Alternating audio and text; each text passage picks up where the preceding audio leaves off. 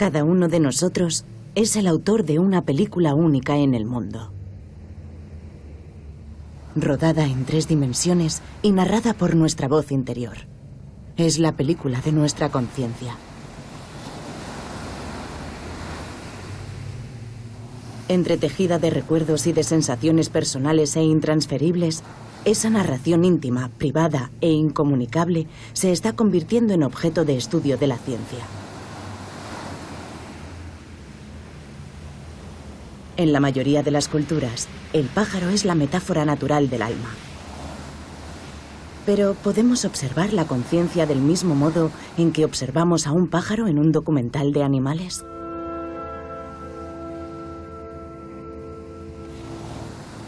¿Qué nos dice la ciencia de ese yo que experimenta la vida y el mundo?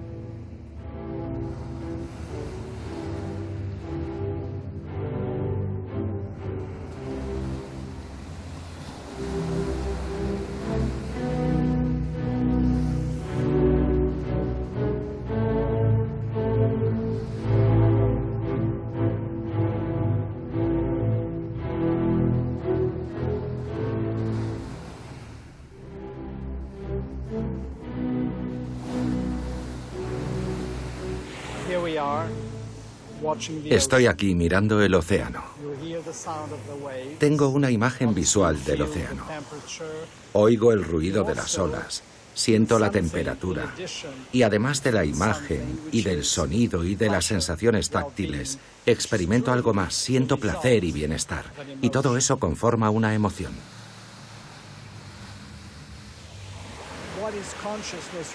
Ahora mismo, ¿qué es la conciencia para mí? Es el ensamblaje de todos esos elementos.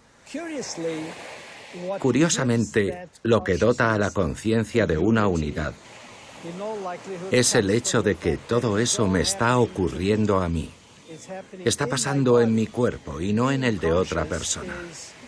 Ser consciente es sentir lo que ocurre dentro y fuera de nuestro cuerpo, de nuestro organismo. Sin embargo, el componente más fundamental es esa sensación de estar dentro de uno mismo. Sin eso no habría conciencia.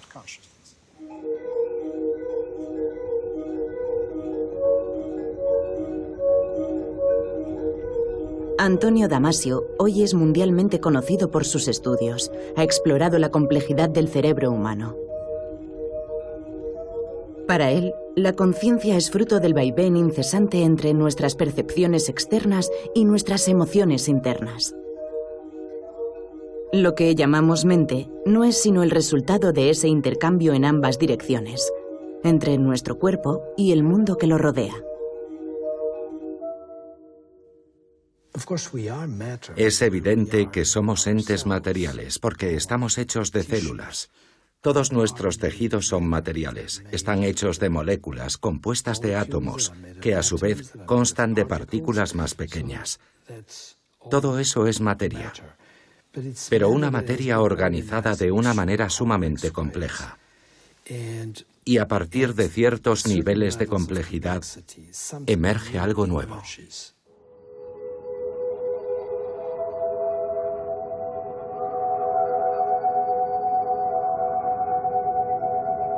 De igual modo que un tornado emerge a partir de miles y miles de millones de acontecimientos meteorológicos interdependientes, los científicos postulan que la conciencia emerge de la compleja actividad de los miles de millones de conexiones que existen entre nuestro entorno, nuestro cuerpo y nuestro cerebro.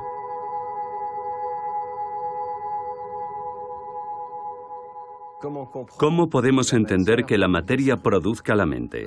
A lo largo de la evolución, resultó ventajoso importar dentro del organismo una representación del mundo exterior.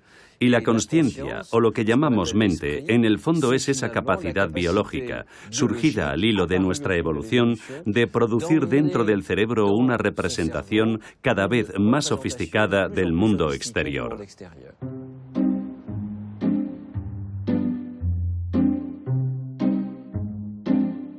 Para comprender el origen de la mente, primero hay que tomar conciencia del trabajo de representación, de interpretación y de reconstrucción efectuado por el cerebro.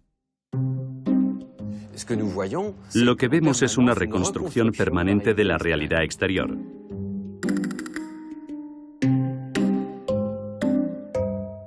Las ilusiones ópticas nos ofrecen decenas de maneras de manipular la conciencia a voluntad.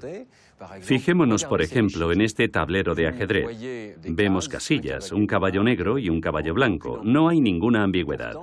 Pero si miramos de cerca, el color de las casillas en las que están los caballos es el mismo. En ambos casos penetra en nuestra retina el mismo tono de gris.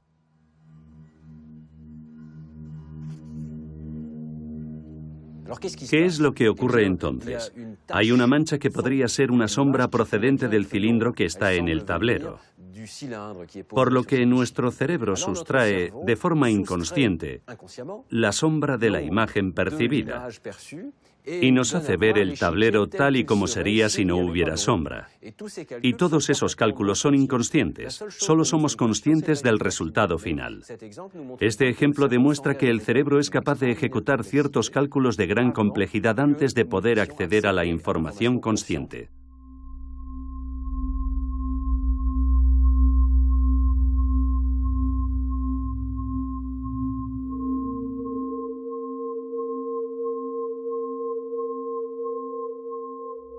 Hay numerosas situaciones experimentales que nos permiten demostrar que el cerebro procesa datos que no afloran en la consciencia. Uno de esos experimentos consiste en presentar una serie de puntos amarillos alrededor de un punto central y hay que mirar fijamente ese punto central sin apartar la vista de él. Si miramos un buen rato ese punto central, los puntos amarillos, que al principio son visibles, desaparecen de la conciencia. Después reaparecen. Basta con mover un poco los ojos para que vuelvan a aparecer y de nuevo desaparecen. Como los puntos están constantemente presentes en la retina, el cerebro los trata como información parasitaria, como si fueran defectos de la retina, por ejemplo, vasos sanguíneos que invaden la escena visual.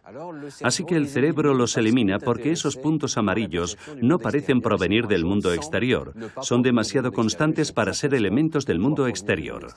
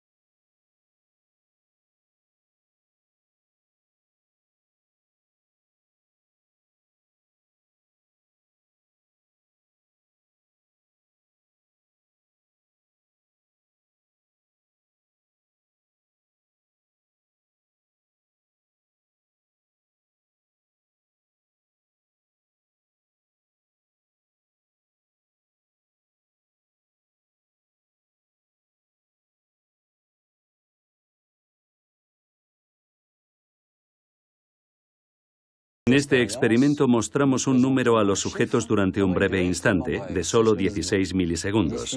Lo sigue un blanco y después unas letras que tapan el lugar en el que aparecía el número. Arrancamos el experimento y cuando el intervalo entre el número y las letras es lo bastante grande, vemos bien cuál es el número. El sujeto puede determinar si es un 4 o un 1. Pero aceleramos progresivamente la duración a 66 milisegundos. Algunos de los sujetos empiezan a no poder ver el número. Y cuando pasamos a 33 milisegundos de duración entre el número y las letras, los sujetos ya no llegan a verlo. Tienen la impresión de que no hay ningún número. El número está, pero no accede a la consciencia.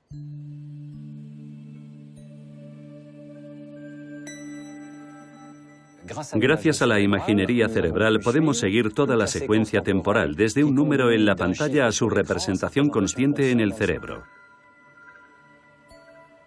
En primer lugar, el número tiene que entrar en la retina, y en la retina las neuronas son sensibles a las manchas de luz que componen la imagen. En segundo lugar, ese estímulo es procesado por las áreas visuales del cerebro y durante unos 200 milisegundos, de forma no consciente, esas áreas visuales van a analizar la forma y a reconocer de qué objeto se trata. Pero el cerebro puede saber de qué se trata antes de que seamos conscientes. Aún faltan unos 100 milisegundos más para que el objeto se adentre en la actividad cerebral, acceda a la corteza frontal, a la parietal y esas regiones se sincronicen y se pongan de acuerdo. Se trata de un número. Sí, es el 2, y solo entonces esa representación se vuelve consciente. La actividad del cerebro no es exactamente la misma cuando vemos el número y cuando no. En los dos casos, el procesamiento no consciente es idéntico. Pero cuando vemos el número, el cerebro se ilumina. Y esa iluminación es la firma neuronal de la conciencia. Muchos sistemas del cerebro están especializados, manejan una información local, encapsulada. Hay un sistema para las caras, otro para los lugares o para las palabras escritas o las habladas. Y en un principio no se comunican entre sí. Según nuestra teoría, ser consciente es poner una información particular a disposición del conjunto de los procesamientos corticales de los que disponemos.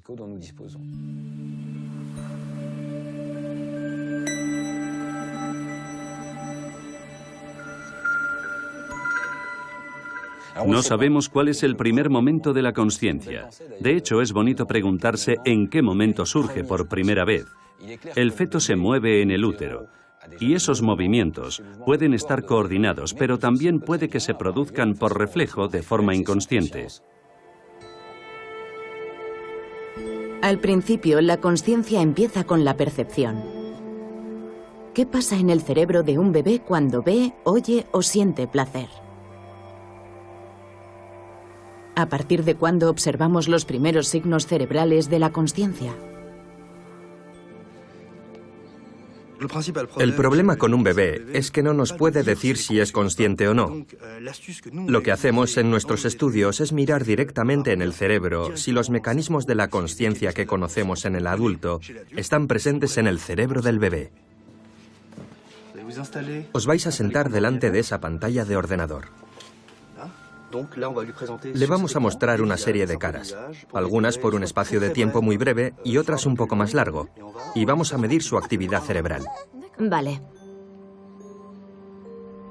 Los investigadores han medido la actividad cerebral de bebés de entre 5 y 15 meses para tratar de detectar en su cerebro la actividad característica de la toma de conciencia. Lo que nos ha permitido demostrar este estudio es que tienen los mismos mecanismos de toma de conciencia que nosotros cuando se les muestra una cara. Observamos que hay periodos bastante largos de activación y otros demasiado breves para que el bebé pueda tomar conciencia. Aquí hay una respuesta igual a 0, es decir, plana. La única diferencia entre adultos y bebés es el tiempo de procesamiento. Tenemos los mismos mecanismos de acceso a la consciencia, pero al bebé le lleva entre 3 y 4 veces más tiempo. Esta onda característica demuestra que ya con 5 meses los bebés son conscientes de su percepción. La onda muestra que aunque la cara haya desaparecido, el bebé sigue pensando en ella, centrándose en ella. Se dice, anda, qué interesante esto que he visto. He visto una cara. ¿Qué representa esa cara? ¿Por qué la he visto? ¿Cómo era? No conocemos el contenido de su consciencia, en qué está pensando, pero sabemos que está pensando.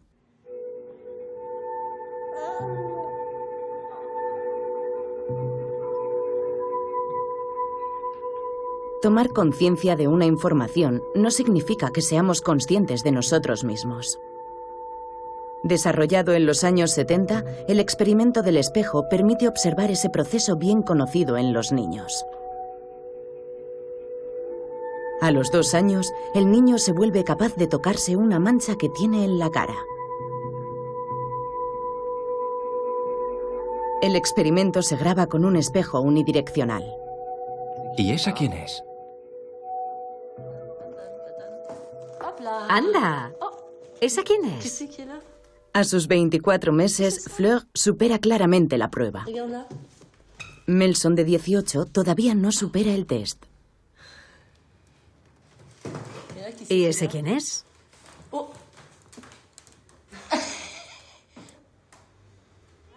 ¿Qué tienes ahí? ¿Dónde lo tienes?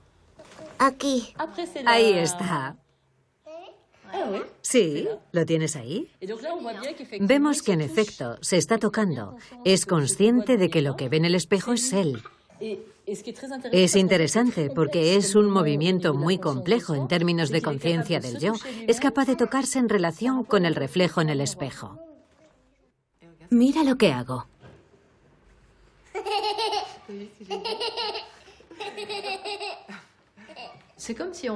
Avanzamos en la vida como si nos fuéramos construyendo por capas sucesivas. Un poco como si nos fuéramos envolviendo. Partimos de algo muy sensorial, que es como el corazón del reactor. Y poco a poco le vamos añadiendo protecciones. Empezamos a reconocernos, a vernos, a representarnos, a crear una imagen de nosotros mismos. Pero son capas que a la vez contienen parte de nuestra realidad y están fabricadas con pensamientos, con creencias y con sistemas de valores que no nos pertenecen, pero que hemos adoptado para adaptarnos a las expectativas de la gente, para ser queridos. La base de todo es la necesidad de ser queridos, por eso construimos esas capas. Este es mi cerebro. Las cosas que están en mi cerebro, aquí.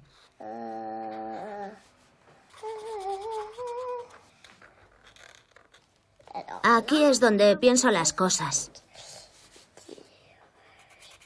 Y aquí es donde pienso que soy un caballo y que mis padres quieren que les lleve unas flores. Ya está. Mi cerebro está listo.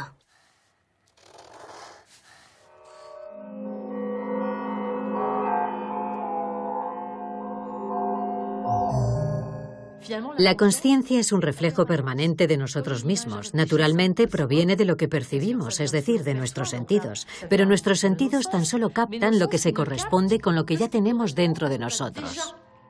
Así que hay una especie de filtro. Nos estamos contando cosas constantemente. Es conmovedor y perturbador a la vez, porque nos contamos historias para vivir nuestra propia historia, sin darnos cuenta necesariamente de que es una historia.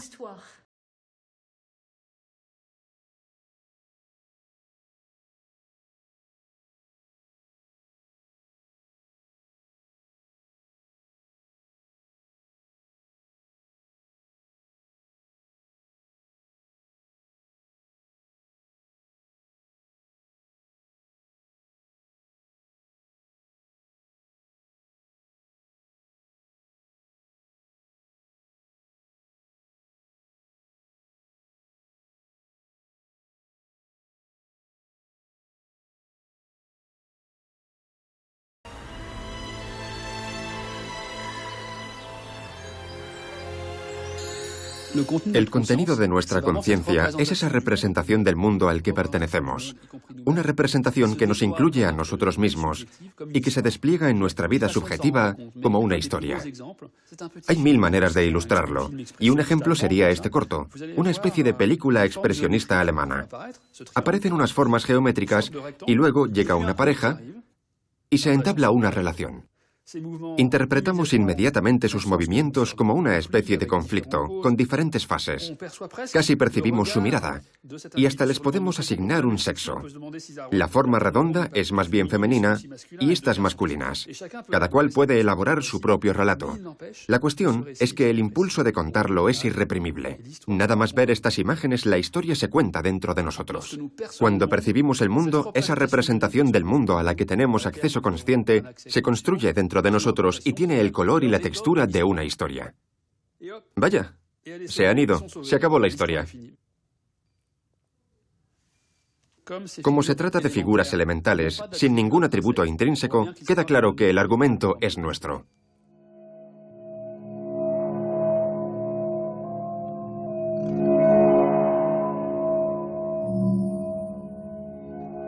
Entonces, ¿por qué? ¿Por qué damos sentido a las cosas? No sabría contestar a esa pregunta. Lo que sí está claro es que no hay forma de huir del sentido.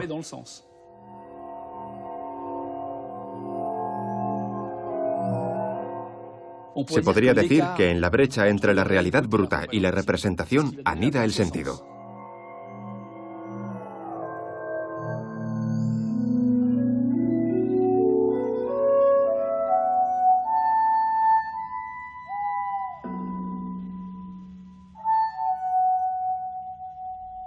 Con el paso de los días, nuestro relato interior conoce interrupciones y digresiones, pero lo retomamos sin cesar. Dormidos o despiertos, atentos o en babia. Nuestra consciencia oscila con facilidad de un estado a otro.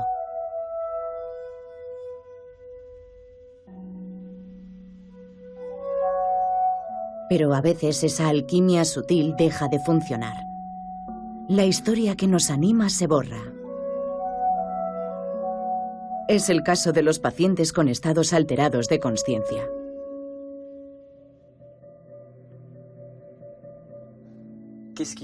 ¿Qué es lo que hace que yo sea consciente? ¿Cómo se explica? ¿Es simplemente una actividad neuronal? ¿Y en tal caso sabemos dónde se halla? ¿La conciencia es sencillamente este diálogo que tengo ahora conmigo mismo? No. No se puede reducir la conciencia al hecho de tener o no lenguaje o capacidad de comunicación.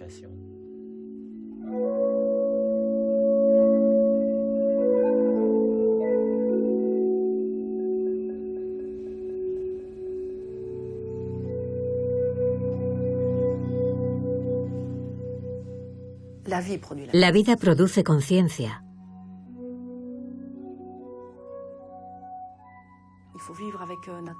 Tenemos que estimular la poca conciencia que tiene Nathan, porque no tiene gran cosa, pero ese poco que tiene lo tenemos que estimular. Sigue el espejo con la mirada. ¿Sigue? Genial. Fue un accidente de coche. La típica historia de alguien que ha bebido y conduce demasiado rápido. Cuando llegamos, el agente de policía nos dice: no sabemos qué hacer con el crío, está muerto. Y una vez en el hospital, pues ya sabes, encarnizamiento terapéutico. Estuvo en coma 4 años. Mírame, Nathan. Nathan, cierra los ojos bien fuerte, ciérralos. Bien, genial. Muy bien, lo has conseguido, genial. Está buscando esa vocecita que debe escuchar de vez en cuando, pero no todo el tiempo, por desgracia. Hay veces en las que está totalmente ausente. Le puedes preguntar lo que sea, darle de comer o de beber, pero está ausente. Pero hay días en los que está totalmente despierto. No tengo voz. No tengo voz. Estoy muerto. No, todavía no estás muerto, Nathan. Aún no. No estás muerto. No, Nathan, todavía no estás muerto. Eso es para más tarde, ahora no. Tranquilo, Nathan. Ya está, calma. Mamá está aquí.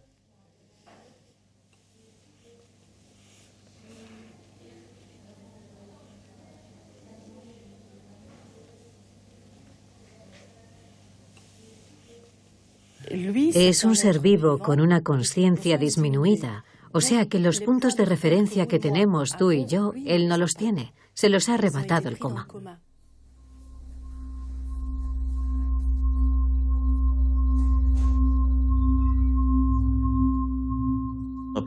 Nuestros pacientes no están ni despiertos ni dormidos. Muy a menudo se suceden diferentes estados de vigilia alterada. Es decir, que no es una consciencia como la tuya o la mía. En nuestro caso, hay un río continuo de pensamientos conscientes. En su caso está interrumpido, es fluctuante.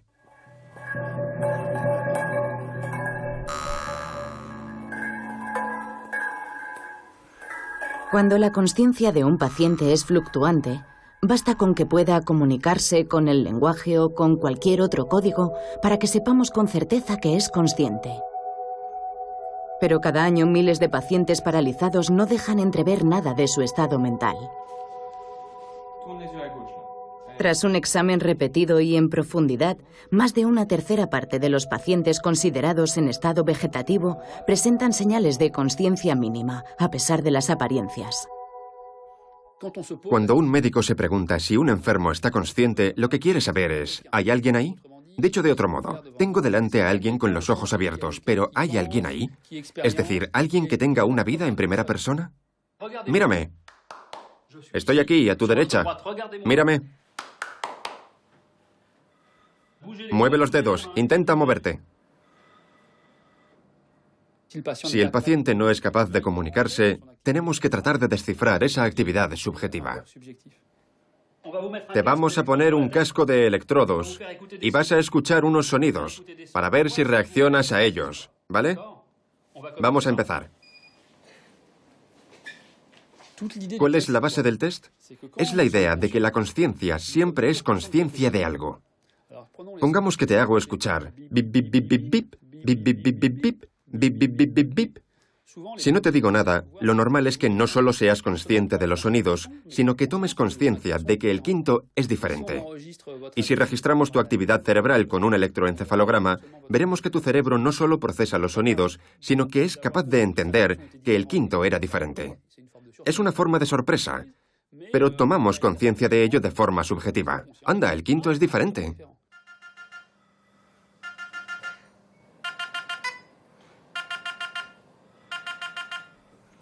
Con este sencillo test auditivo, los investigadores han encontrado la forma de detectar la sorpresa en el corazón del cerebro de un paciente. La presencia de ese rastro quiere decir que el paciente es consciente. Cuando escucha los sonidos, hay una respuesta del cerebro al primer sonido. Hay una respuesta al segundo, al tercero, al cuarto y al quinto sonido. Pero cerca de 3 décimas de segundo después del quinto sonido, el que era diferente, aparece una sorpresa, porque se viola una regla. Surge una diferencia positiva que estaba ausente cuando el sonido era fiel a la pauta. Esa es la firma de la toma de conciencia.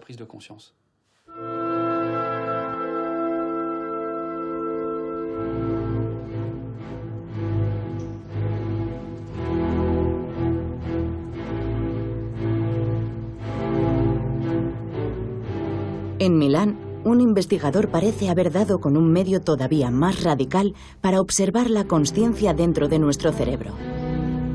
Ha inventado una especie de concienciómetro que mide la amplitud de los estados de consciencia y de vigilia.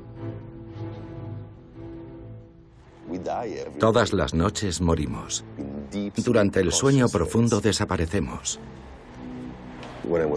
Cuando tenía 8 años, antes de dormirme me esforzaba por llegar al límite. Quería sentir cómo era estar muerto. No es un silencio puro, ni siquiera una oscuridad absoluta. Todo desaparece.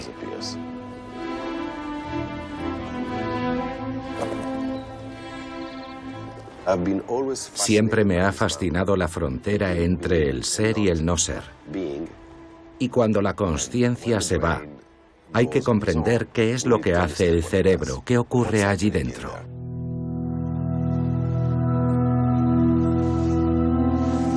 Marcello Massimini empezó estudiando su propio cerebro. A pesar de tener 3 hijos pequeños que lo despiertan a menudo por la noche, consigue sin problemas dormir profundamente y sin sueños. ¿Qué es lo que cambia? O existo o dejo de existir. Pero la estructura del cerebro siempre es la misma. Sabemos que el cerebro no se apaga. Hay momentos en los que la actividad cerebral es aún mayor. Y sin embargo la consciencia se atenúa. Ese es el misterio al que nos enfrentamos. Partimos de la idea de que no bastaba con observar la actividad del cerebro. Lo teníamos que golpear para escuchar el eco producido por el golpe. La idea de Marcello es suministrarse un impulso electromagnético y medir la forma en que se propaga esa señal dentro de su cerebro. Esta es la sonda magnética. Emite descargas de 10.000 voltios durante una fracción de un milisegundo. Estos 60 electrodos registran la música eléctrica producida por mis neuronas a raíz de ese electrochoque.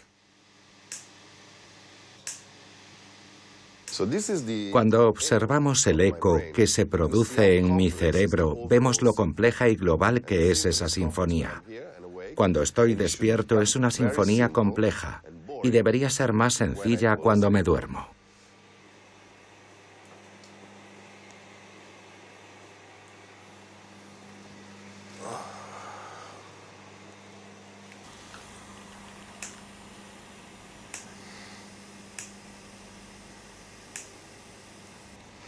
Vale. Bueno, ¿has dormido? Sí. Hasta donde sé, no era consciente. No existía hace unos minutos. Ahora sí existo. Tengo que fiarme. Es mi única certeza.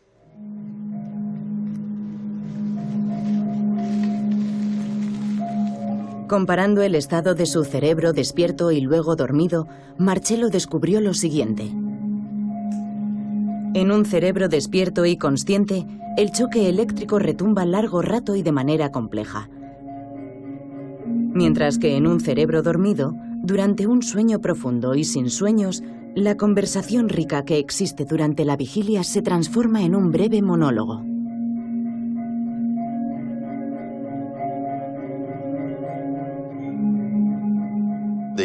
Lo interesante es la respuesta durante el sueño.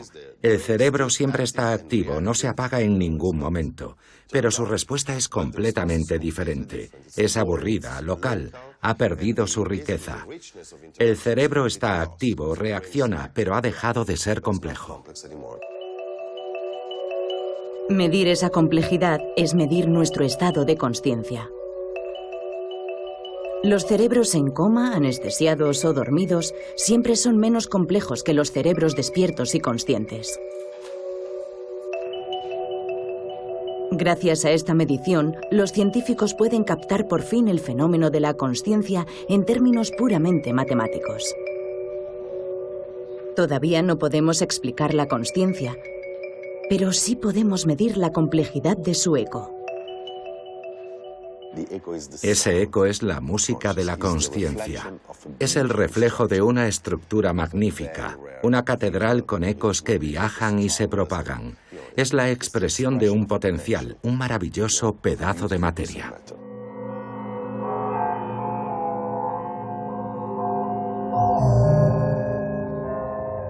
Cuando dormimos sin soñar, nuestra actividad cerebral es poco compleja.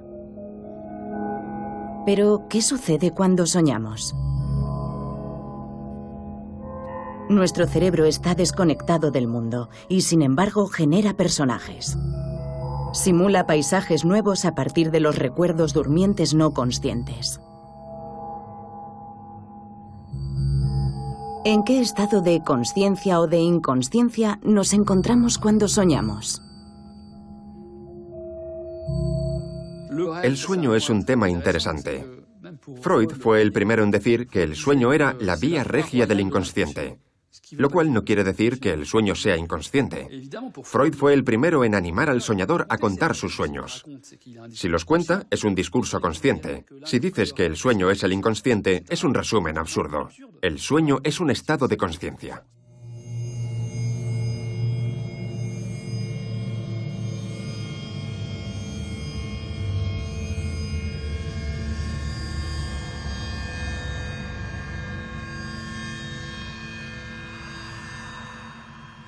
Yo estaba buscando una forma de estudiar la consciencia. Estamos hablando de 1978.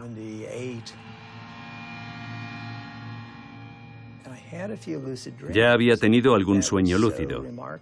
Era una cosa excepcional, esa sensación de estar en un sueño, pero sintiéndome tan presente y tan vívido como me siento ahora mismo.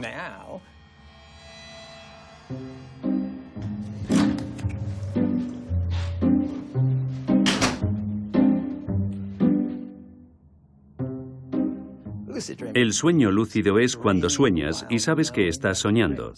Mientras estás en el sueño, tienes una conciencia explícita de lo que ocurre en el sueño. A medio camino entre el sueño y la vigilia, para Stephen LaBerge, los sueños lúcidos son el medio ideal para descifrar nuestra consciencia. Así que a lo largo de 37 años de sueños, el investigador se ha dedicado a registrarlos y descifrarlos con la mayor lucidez posible. Y descubre que la consciencia no es más que un tipo de sueño particular.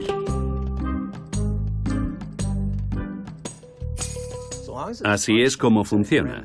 En el sueño REM, por ejemplo, el cerebro está encendido, está activo, por lo que es natural que produzca cierta simulación de la realidad.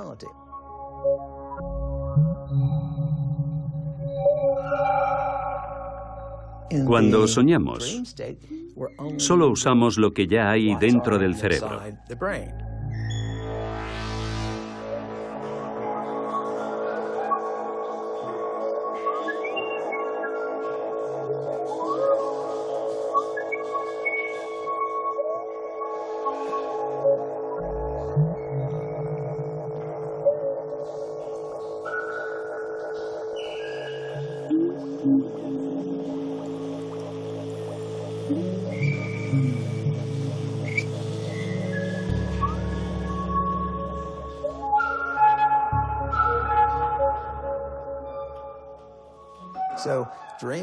Podría decirse que percibir la realidad es tener sueños verdaderos. La consciencia está constreñida por la realidad física. En cambio, soñar es percibir las cosas libremente, es decir, sin esa constricción de la realidad. Los sueños no están constreñidos por las leyes de la física ni por las leyes de la sociedad, solo por nosotros mismos.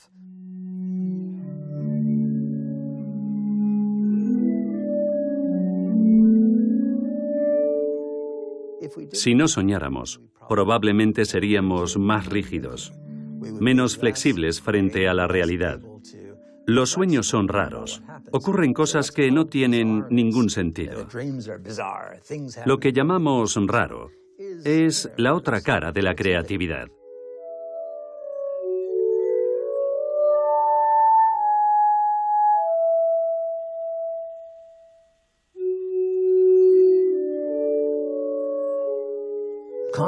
La consciencia es un sueño. Creamos nuestra propia experiencia de la realidad. Estamos todos en la caverna de Platón, que es nuestro cráneo.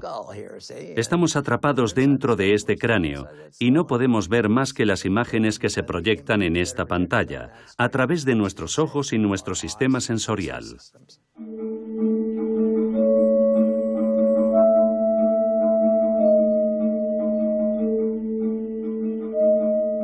La consciencia es el reino de las ilusiones. Cuando soñamos, tenemos la intuición de que nuestra mente se evade de nuestro cuerpo. ¿Quiere decir que nuestra consciencia es puramente mental? ¿Cuál es el papel de nuestro cuerpo en la consciencia? ¿Y si la sensación de ser uno mismo también fuese una ilusión? La conciencia que tenemos de nosotros mismos en general parte del cuerpo. Si nos preguntan dónde nos encontramos, diremos que en nuestro cuerpo.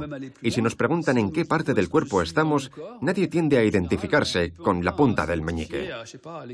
Si nos lo cortaran, no tendríamos la impresión de haber perdido nada importante. Pero si nos acercamos a la cabeza, mayor es nuestra impresión de que ahí residimos.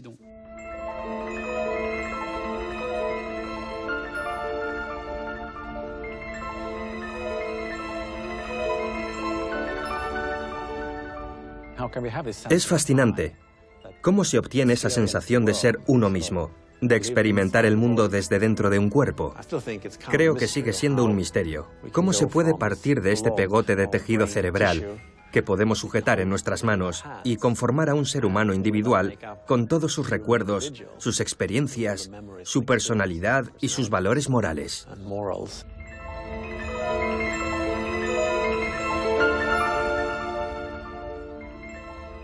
Estamos en Estocolmo, en la iglesia donde René Descartes fue enterrado en 1650. Y una de las ideas clave de Descartes era que el alma y el cuerpo físico están hechos de sustancias esencialmente diferentes.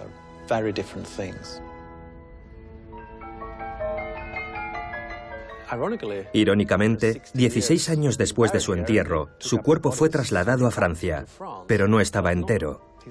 Alguien le había robado la cabeza.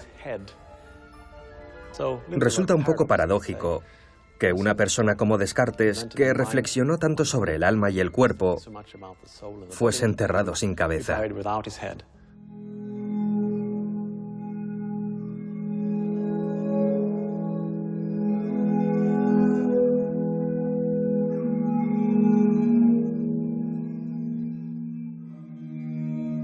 En nuestro experimento desafiamos a Descartes.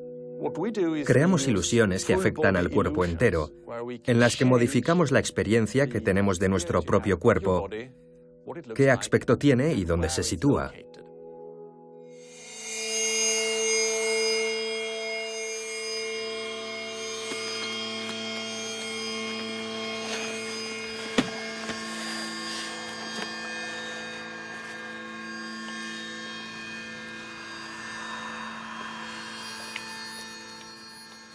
Te pongo las piernas rectas. Perfecto. Te estoy poniendo unos electrodos en los dedos para medir tu grado de ansiedad. Vale. Y ahora te vamos a ajustar un casco. ¿Puedes levantar la cabeza? El sujeto del experimento lleva un casco con dos pantallas, una para el ojo izquierdo y otra para el derecho, conectadas a dos cámaras de vídeo colocadas en la cabeza de la muñeca. Primero tocamos la muñeca, sus piernas, por ejemplo, y al mismo tiempo acariciamos las piernas de la persona, sincronizando las caricias lo más posible, acariciando las mismas partes del cuerpo en la misma dirección. Como las caricias son simultáneas, el cerebro interpreta todas esas sensaciones visuales y táctiles como si yo fuera la muñeca.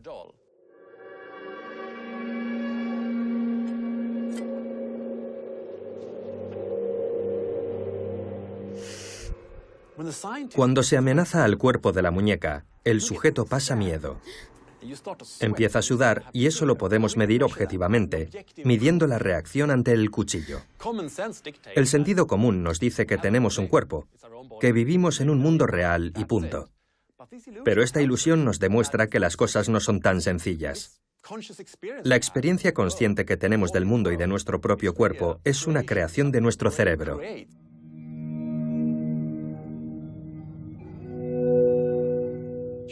La conciencia y el pensamiento no están separados del cuerpo. El cuerpo y la conciencia están estrechamente vinculados.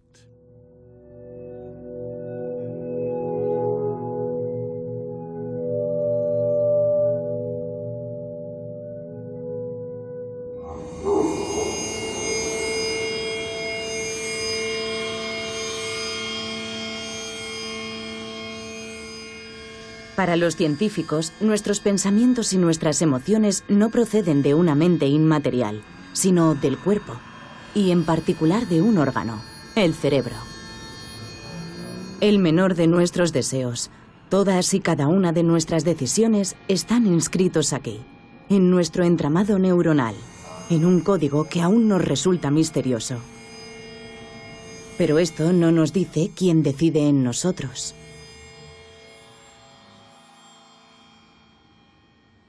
En el colegio, a menudo resolvía problemas de mates o de física por pura diversión.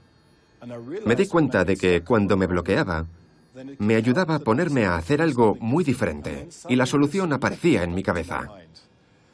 Siempre me fascinaba eso. Me preguntaba quién había hecho los cálculos, quién había dado con la solución del problema.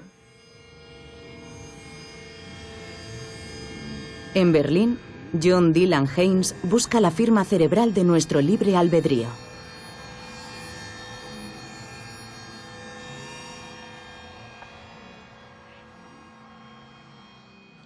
Ya habíamos demostrado que se podían predecir las intenciones de alguien a partir de su actividad cerebral. Pero ¿sería posible prever por adelantado una decisión que tome alguien en un futuro? ¿Es posible prever con un escáner las decisiones de una persona antes de que ella misma tenga la sensación de haber tomado una decisión?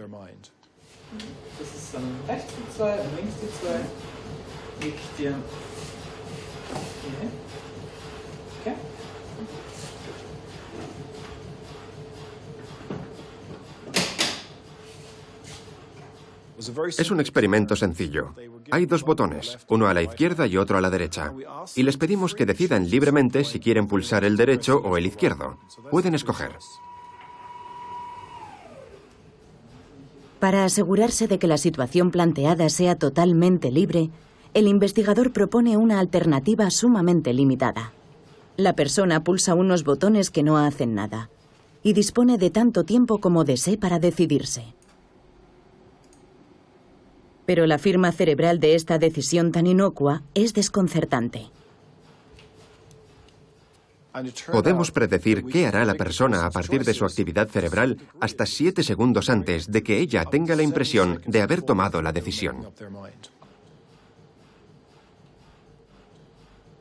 7 segundos, un plazo increíblemente largo. En el cerebro de los sujetos hemos encontrado dos regiones, a partir de las cuales podemos prever sus decisiones. Estudiando los voxels, que son estos pequeños volúmenes con forma de terrón de azúcar, nos damos cuenta de que ciertos voxels se activan cuando estamos a punto de escoger el botón izquierdo, y ciertos voxels se activan cuando vamos a escoger el botón derecho. Descifrando la señal de la resonancia magnética, podemos prever qué decisión va a tomar el sujeto. En tal caso, la conciencia no tiene ninguna influencia causal sobre lo que ocurre. Quizás solo sirva para recordar el acontecimiento o para informarnos a nosotros mismos.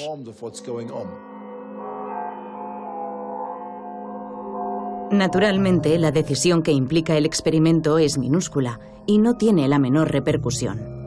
Pero, ¿qué ocurre con nuestras decisiones más complejas? ¿Derivan de una suma de pequeñas decisiones tomadas en el secreto de nuestras conexiones neuronales? ¿O acaso existe un yo consciente capaz de influir en nuestros mecanismos inconscientes? Si por libre albedrío entendemos la afirmación ingenua de que podemos tomar las decisiones independientemente de nuestro cerebro, las investigaciones más recientes no dejan lugar a dudas. No existe el libre albedrío. El sentimiento de libertad es en parte una construcción de nuestro cerebro. Las decisiones que consideramos libres las tomamos poniendo en funcionamiento los circuitos de nuestro cerebro, los sistemas de valores inscritos en nuestro cerebro por nuestros genes y nuestra educación. No hay que pensar que somos capaces de un nivel de decisión suplementario. No, nuestra conciencia toma decisiones que son como la punta del iceberg, surgidas de las profundidades de nuestros circuitos no conscientes.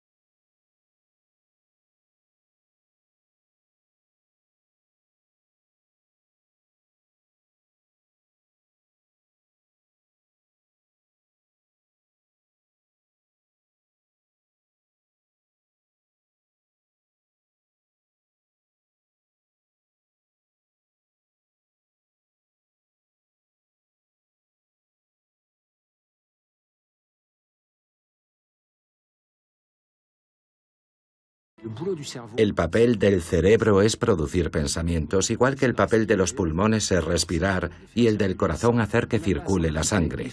Y no tenemos que preocuparnos, se hace solo. El problema es que mi cerebro hace su trabajo en función de mi temperamento, de mi patrimonio genético y de mi pasado. A fin de cuentas, mi libre albedrío, mis valores vitales no aportan gran cosa.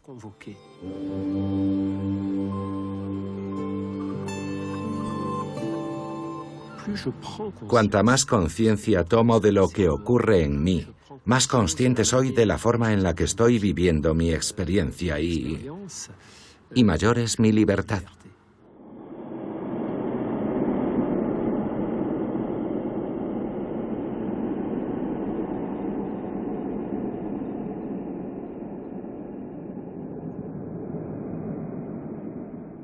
En 1992 se obtuvieron los primeros resultados que mostraban que la psicoterapia modificaba la dinámica funcional de nuestro cerebro. Fue una fecha histórica porque por primera vez se demostró que un esfuerzo psicológico y conductual podía modificar el funcionamiento del cerebro. La meditación obtiene justo lo mismo. Visto desde fuera parece mágico, pero es pura lógica. El cerebro es un órgano como los demás. Si ejercito mis músculos, desarrollo fuerza y elasticidad.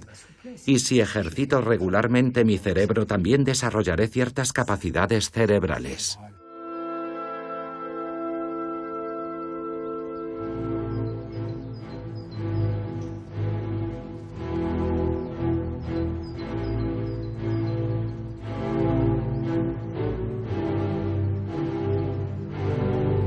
Pero, ¿cómo puede influir nuestra conciencia en el funcionamiento de nuestro cerebro? ¿En qué medida podemos acrecentar la pequeña parcela de libertad que nos brinda el cerebro? Volvemos al grupo de investigación del coma en Lieja, donde Stephen Lori, Antoine Lutz y Marcello Massimini llevan a cabo un experimento inédito. Medir la complejidad de la actividad cerebral de Mathieu Ricard en diferentes estados de conciencia. Mathieu Ricard es un caso extraordinario, porque escribió una tesis de biología molecular bajo la dirección de un premio Nobel. Además, ha estudiado durante más de 30 años con los grandes maestros de la tradición budista tibetana. Se le considera un experto en meditación y eso le permite acceder a ese estado de presencia abierta que hoy nos interesa estudiar. Perfecto. Vale. Te has ganado el almuerzo. Durante 2 días he pasado 12 horas seguidas en un escáner de resonancia magnética y en otro de tomografía por emisión de positrones, accediendo a diferentes estados, como el de presencia abierta, que es el estado de lucidez más claro, o el estado que llamamos de opacidad cognitiva inducida, que es un tecnicismo que designa el mayor estado de estupidez imaginable, una especie de sopor autoinducido. ¿Qué ocurre en el cerebro de Mathieu Ricard cuando pasa voluntariamente, de forma completamente subjetiva, de una conciencia aumentada, extendida, a una conciencia enfangada, disminuida? El resultado del experimento ha sorprendido a los científicos. Mathieu Ricard consigue con la fuerza del pensamiento hacer variar entre un 20 y un 30% la complejidad de su actividad cerebral. Son unos resultados muy preliminares. Habrá que hacer otros estudios para descartar que sea una casualidad. Pero bueno, sería muy extraño que se debiera meramente al azar, porque lo hemos hecho durante horas y horas, y cada vez que entraba en un estado de letargo mi actividad cerebral disminuía, pero cada vez que accedía a un estado de conciencia plena aumentaba. Para mí es evidente.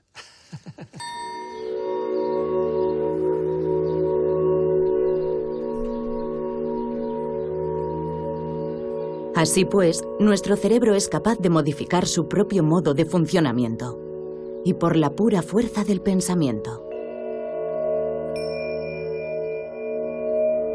Poco a poco, la ciencia redescubre ciertas prácticas de la mente que ejercen un efecto real sobre nuestros cerebros. Lo transforman literalmente tanto en su estructura como en su funcionamiento más íntimo. Pero, ¿dónde se encuentra el centro de control que genera esos cambios? ¿Por qué es tan escurridizo? No existe un yo aislado, no hay ningún centro de control en el cerebro.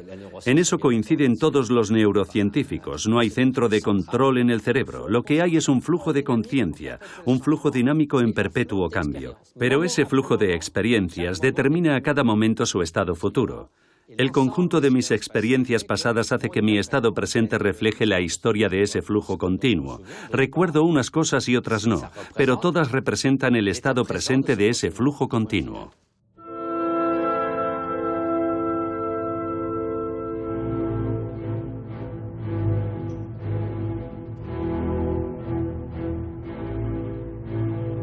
Nuestra conciencia está evidentemente ligada a la actividad biológica de nuestro cuerpo en continuidad con el mundo que nos rodea. Pero tenemos un pequeño margen de maniobra. Tenemos incluso el poder de modificar la historia que nos contamos sobre nosotros mismos. Para darle un sentido al mundo, nuestro cerebro concibe categorías y límites. Vemos el mar de un lado y la arena del otro. Pero cuando nos acercamos, esa frontera desaparece. ¿Dónde comienza el mar y termina la playa? ¿Dónde empieza la conciencia y dónde acaba?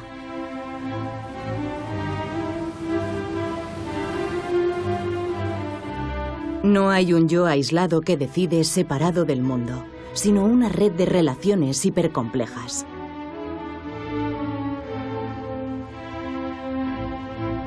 La conciencia es una historia. Un relato que es a la vez colectivo y singular, y que nos cuenta el mundo en toda su complejidad. Maravillosamente ajenos a los miles de millones de fenómenos que hormiguean dentro de nosotros y a nuestro alrededor.